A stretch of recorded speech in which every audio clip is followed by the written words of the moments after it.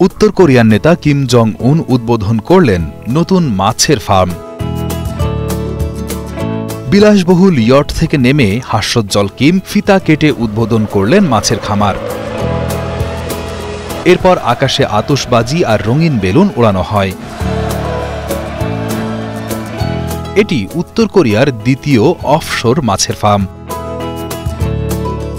পুরো মাছের ফার্ম ঘুরে দেখার সময় বাথরুমের ট্যাপ ছেড়ে ট্যাঙ্কে থাকা শামুক আর মাছ পরীক্ষা করার পর কিমকে বেশ সন্তুষ্ট মনে হয়। এছাড়া কিম ফার্মের ল্যাব ঘুরে দেখেন এবং এক কর্মীর বাড়িতেও যান। সেখানে তিনি শিশুদের সঙ্গে হাসি মুখে সময় কাটান। শেষে সেই পরিবারটির সঙ্গে একটি ফটো সেশনও হয় কিমের।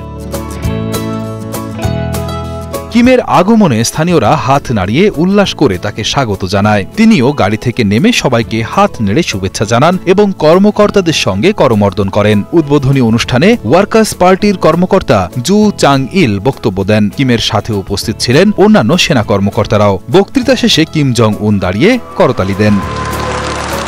পরে সবার কাছ থেকে বিদায় নিয়ে গাড়িতে চড়ে ফার্ম এলাকা ত্যাগ করেন তিনি। বর্তমানে চারিদিকে যুদ্ধ আর উত্তেজনার খবর শোনা যাচ্ছে, কিন্তু ঠিক এই সময়ই উত্তর কোরিয়ার নেতা কিম জং উনকে দেখা গেল একেবারে অন্যরকম ভঙ্গিতে।